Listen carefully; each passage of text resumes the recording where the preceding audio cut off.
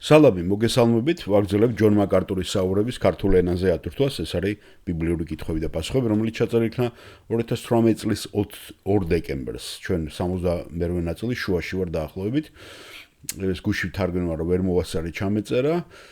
რას ნიშნავს რომ იესო ქრისტემ წარმოიცარიელა თავი, რა ამითი მან შეწყვიტა ღმერთად ყოფნა და გახსოვთ ეს არის ფილიპელთა წერილის მეორე თავიდან მერვე მუხლი და ბატონ ესტებანს აინტერესებს ეს ახლა როცა ამას თარგმნიდი გუშინაც ხო მომივიდა ესეთი აზრი ესტებანი ესეც აუცილებლად მექსიკელი ლათინო უნდა იყოს და უბრალოდ კიდევ ერთხელ დაფიქრდი იმაზე და მე როცა რაღაცა უყურებ ერებს ყოველთვის ამ კუთხიდან უყურებ მაგალითად ნებისმიერი რამე რა ესე იგი თუ მე კომუნიკაციის საშუალება არის და მე ადვილად მომაწვის, გასაგებად მომაწვის, ხო, ეს არის ჩემთვის მისაღები. ასევე მუსიკაც.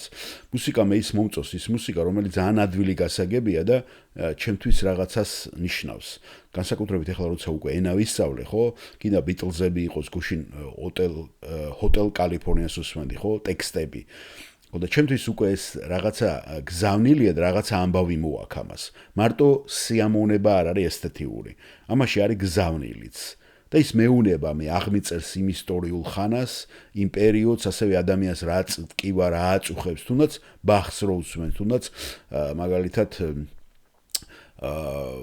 ვისი კიდევ მოცარტის მაგალითად, ხო? დალაქის ქორწილი, ფიგაროს ქორწილი, ხო? ამბავი არის ეს გადმოცემული, სიხარული იქნება ეს ნაღველი იქნება November Rain, იცით ხო, ნოემბრის Guns N' Roses, ხო, ნოემბრის წვიმა. ხომ და იქაც კლიპიც არის და კლიპები ძალიან კარგია მაგხრი, ხო თუ ის არ არის მაგალითად შეიძლება ტექსტუალური არ არის, სიმღერა არ არის, შეიძლება მუსიკამაც მოგცეს ეგ. და ძალიან საინტერესოა, ყველა შეუძლია თავისი განწყობი და თავისი შევიდეს, მაგრამ მე არ მიმაჩნია მუსიკა იყოს მუსიკოსებისთვის მარტო.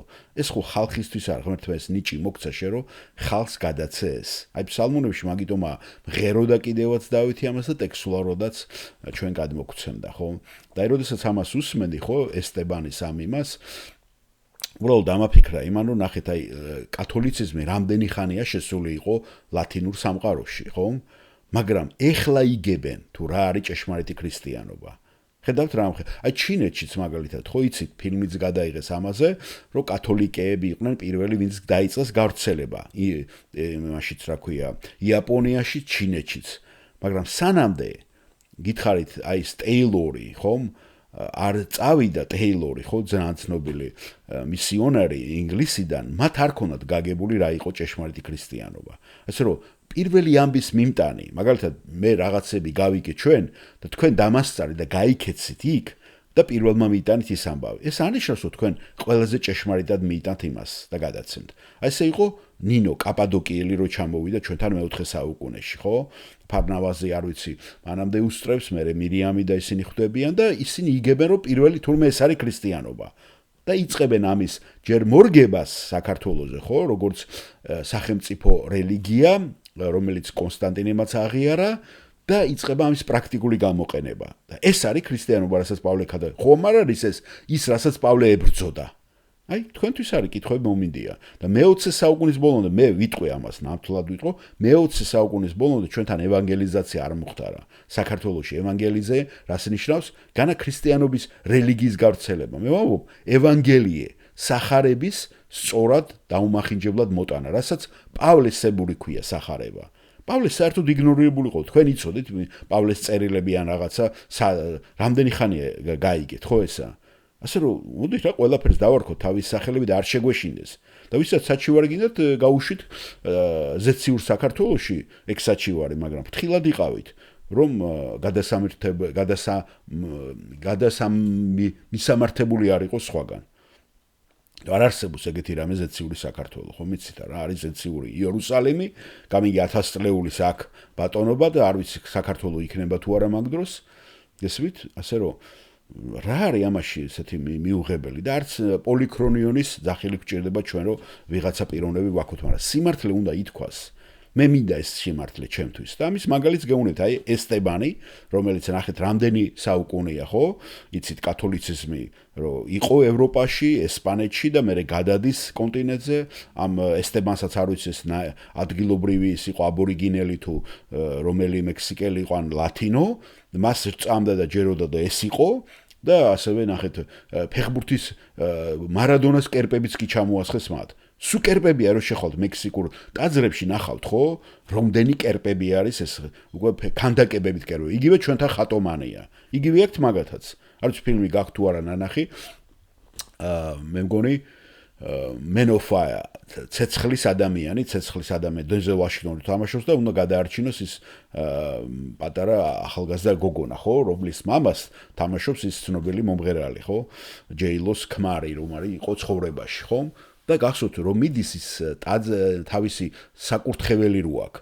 როგორი სახში აქვს ეგ საკურთხეველი როგორ გამახსენდა ჩვენი ხატების კუთხე და ეგეთი არის აი წარმოგიდგენია და მარადონას კერპიც აქვს ზოგიერთებს ხო და ესეთი ესტებანი მოხდა უცებ მაკარტურთან და იგებს სულ სხვა რაღაცას და რამდენი არის ხო ეგეთი გითხარით კიდევაც ლათინო ის რომ მოbrunდა ანალოგიურად ჩვენ დაგვაგვიანდა რუსებიც ანალოგიურად როდის მოხდა გაქრისტიანება მერვე საუკუნეში თუ მეცხრეში ხო მეცხრეში ვლადიმერის და იმის გაგზავნილი დელეგაცია რო აერჩიათ რელიგია სახელმწიფოსათვის მოერგოთ მაგრამ ეხლა ხან უკვე სადღაც მე-19 საუკუნეში იწყება და მე-20 საუკუნეში უფრო მაგრა პროტესტანტი ქრისტიანების მიერ სახარების მიტანა რიგით ადამიანებამდე და სახარებაც ნახეთ მთლიანად ბიბლია როდის შეიკრა მანდ შეიძლება ხა ბიბლიაც ქონდეს და ბიბლია საქართველოშიც ბევრს აქვს მაგრამ არ კითხულობდე და ან არ კითხულობდე ისე როგორც საჭიროა ეხლა გურამუთ ხოზორიეს რო წაიგითხავთ პავლეს იმისი არ იყოს ენებზე საუბარი გაიგებთ იქიდან რამე ეს გაიგებთ უბრალოდ რომ განათლებული ადამიანი და წაუკითხე წიგნები ან თეოდორ გიგენაძეს მაგრამ თქვენ გულის შეგეხება ესა გულს გააცოცხლებს მათი საუბარი მარტივი როგორც მუსიკაზე გითხარით ხო და გახსოვთ პავლე როგორ აღწერს ამას რომ ჟღარუნა ესა ვარ ხო ინსტრუმენტი როცა ჩემი არესმით არავისო რა აზრი აქვს ასეთ საუბარს და ეს ყველაფერზე ვცელდება ეს არა მარტო ენებზე ყველაფერზე რა თქმა ჩვენ ეგეთი საუბარი ხო აი მოდით ახლა მოусმინოთ ჯონ მაკარტური როგორ გაცემს ამას პასუხს რომელმაც ესტებანს აინტერესებს რომ ჩაუკვირდეს საღამოშვიდობისა ბატონო მაკარტურ მე ესტებანი მქვია ჩემი კითხვა ქრისტეს განკაცებული ბუნების დაცარიელებას ღმერთის თვისებების დაცარიელებას ეხება იმით გასვალისწინებით რაც წერია ფილიპელთა მიმართ მეორე თავში მერვე მუხლში პავლე ესე წერს ქრისტე იესომ რომელიც ღვთის ხატად იყო ღმერთთან თანასწორობა მიტაცებად არ მიიჩნია არამედ თავი დაიცალა ზოგან წარმოიცარიელა ეს უფრო სწორი ალბათ მონის ხატად მიღებისას კაცთა მსგავსებად იქცა როდესაც დაიბადა ამას იმიტომ რომ საკმაოდ რთულია მის გაგება რისგან დაიცალა მან თავიო რისგან წარმოიცარიელა თავი და მე ესეთი კარგი სურათი შევარჩიე თავ ხატად ნახავთ იქ რა კარგი არის დოქთან არის შეერთებული და თვითონ ღმერთს რო უჭირავს ეს დოქი და თვითონ იცარიელებს ამ თავს და ამას ქვია კენოსისი ქართულადაც ესე არის ბერძნული სიტყვა და აგრძელებს ესტებანი რომ ლუკას სახარების მეორე თავში 51 დღეში რა თქვა რომ ქრისტე სწავლობს გახსოვთ როცა იზრდება რომ ქრისტე უკვე იღებდა ამ მიწიერ ცოდნასაც ეს აინტერესებს ხო როგორ არის და მარკოზის 2:8-შიც როდესაც ქრისტე დაბლადაც მოსკურნავს მას შეეძლო მაშინვე შეემჩნია მისი გარშემო ყოფი წიგნორბების ეჭვებიო მას ქრისტეს ძალები თვით შექმნილია თუ ისინი მას ღმერთმა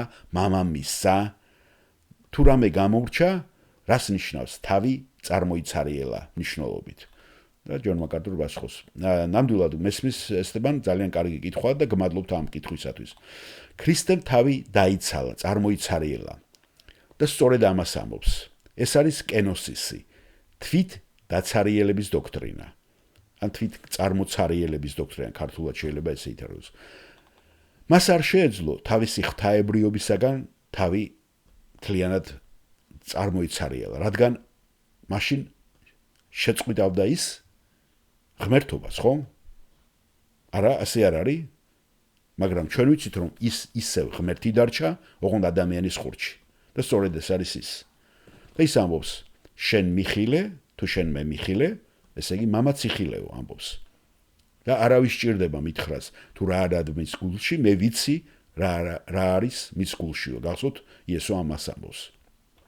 იონეს სახარებაში ცნობს ნათანიელს, რომელსაც ის არასოდეს არ შეხვედრია. იმიტომ რომ ღმერთი ყოვლის მცოდნეა და იესო იყო ესეთი. ის ქმნის სიცოცხლეს, გახსოვთ, ლაზარეს აღადგენს, კურნავს დაავადებებს, უბრუნებს ადამიანს ფუნქციალურ საშუალებებს, კიდურებს აღდგენს. ასე რომ ეს არ ნიშნავს იმას, რომ მან უარი თქვა ღვთაებრიობაზე და გახდა თითქოს რაღაცა ღმერთზე ნაკლები. ეხლა მას რა გაგებით იცარიელებს ის საკუთარ თავს. და ფიქრობ ამის გაგება მარტივია ერთი გზით. მან თავი წარმოიცარიელა პირადი პრეროგატივისაგან, რომ გამოეყენებინა ყველა თავისი ატრიბუტები. ანუ მან შეიზღუდა საკუთარი თავი. ჩვენ სწორედ დღეს დილითაც საუბრობდით ამაზე და ის ამბობს: კაცის ზემაც კი არ იცისო მისი დაბრუნების დღე, არამედ მხოლოდ მამამ იცის. და ეს არის ერთ-ერთი შეზღუდვა, რომელიც მან საკუთარ თავს დაუწესა. ამგვარად საკუთარი თავის დამოცარიელებით მან შეიზღუდა თავისი ყოვლისცოდნეობა. მან შეიზღუდა ის, რაც იცოდა. მან შეიზღუდა ის, რაც იცოდა, სწორედ ამიტომ გაიზარდა ის სიბრძნით და ცოდნით, აღანაგობით ღვთისა და ადამიანების კეთილგანწყობით, რაც თქვენ ჩამოთვალეთ ლუკას სახარებიდან. აი ეს ნიშნავს იმას, რომ მას ჰქონდა შეზღუდული შეგნებულად და ამაში იზრდებოდა. მან შეიზღუდა საკუთარი თავი ფიზიკურადაც. წარმოიდგინეთ, ის იყო ჩვილი ჯერ დედის საშვილოსნოში და ჩვილი ბაგაში. ის იყო ბავშვი სახლში, მაგრამ მაინც ღმერთი და ჭეშმარიტი ღმერთი. თლიანად სრულიად ღმერთი. ჭეშმარიტი ღმერთი, მაგრამ საკუთარ თავს შეზღუდებს უწესებს. და ეს არის ერთ-ერთი კენოსისის გაგების გზა.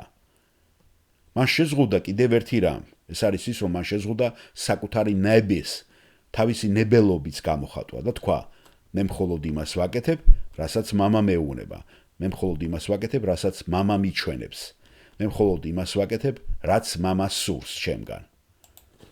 ამიტომ მან შეიზღუდა თავისი ყოვლისცოდნეობა, მან შეიზღუდა თავისი ყოვლისშემძლეობა, რაც მამას სურდა მისთვის.